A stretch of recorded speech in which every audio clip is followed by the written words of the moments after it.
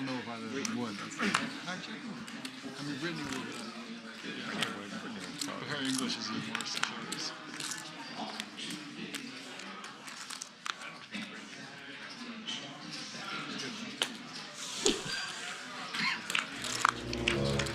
In this video for CoinPoker, we are playing $1 million deep at 500, 1,000 with a 2,000 big blind ante. Doug Polk raises it up under the gun with 4 of spades, 4 of hearts. No one else wants to tangle with him except for Tom Dwan.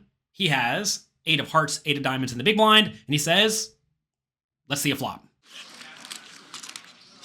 Ace high flop, 2 clubs out there. Doug with a gut shot. Tom Dwan's 8s are still good. Flop comes ace of clubs, 5 of spades, 2 of clubs. Tom Dwan checks, and then Doug Polk checks it behind. You may be surprised to see this because Doug has the best hand a lot of the time with pocket fours. It's very vulnerable to being outdrawn, and he has a gut shot. But this is a situation where you do need to check with some of your range, especially the medium strength hands that really don't want to bet and get raised. And that's going to include hands like a 6, pocket kings, and pocket fours without a club for the backdoor flush draw. If Doug did have the backdoor flush draw, betting would definitely be the ideal play. But without the backdoor flush draw, check it back and head to the turn. And Tom Dwan's 8s are very good right now as he hits a set on the turn.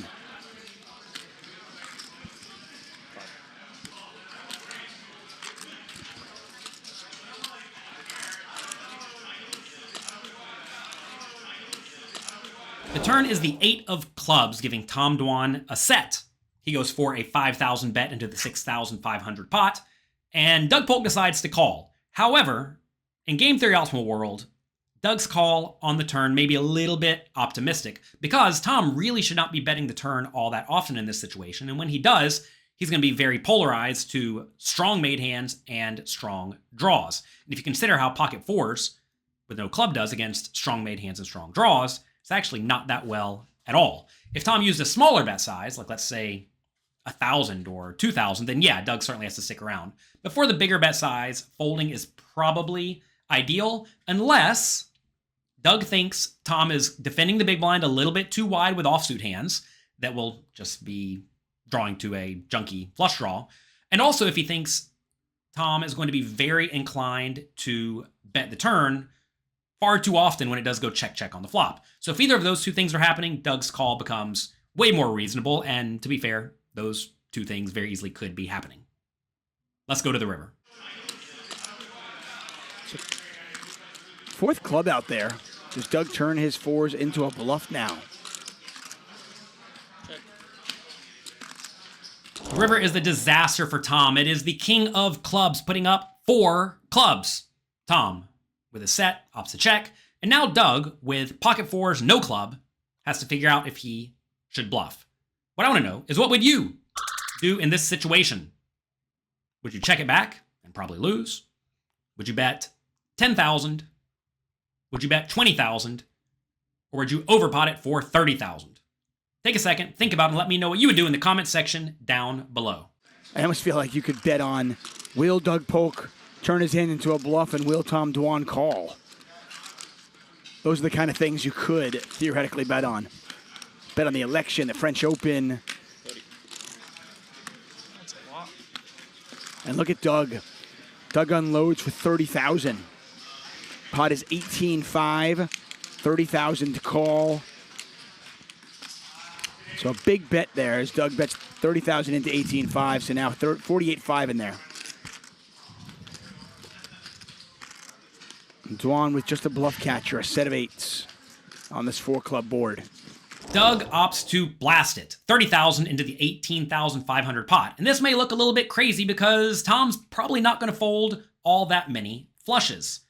However, assuming Tom is in this hand with far too many medium strength hands that Doug loses to, like an ace or perhaps just an 8 that does not have a flush, in that scenario, bluffing becomes excellent. If you are going to bluff in this spot, you certainly want to bet big because when you are betting, you're saying I have either a good flush or nothing. And while Doug does have some nothing in his range, there really aren't that many nothing hands. And for that reason, Pocket fours without the club is definitely a hand that does want to bluff. Doug does do it. He's played this hand amazingly so far. Let's see if Tom can make an even more amazing call.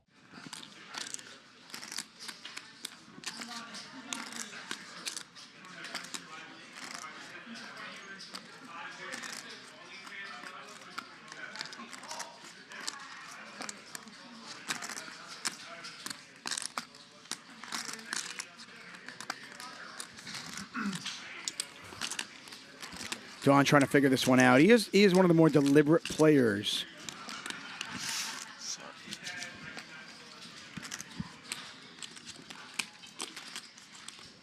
Fresh off about $1 million loss last night. He's already down tonight.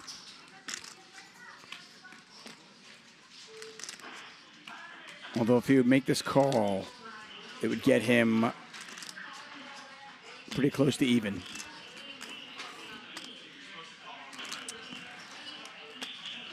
You win. And he does make the call. Sorry. That was slow. All good. Every call I made yesterday was wrong, so. After a lot of thought, Tom, with a set on the 4 flush board, decides Doug doesn't have it. And this time, he's right. I'll talk to you next time.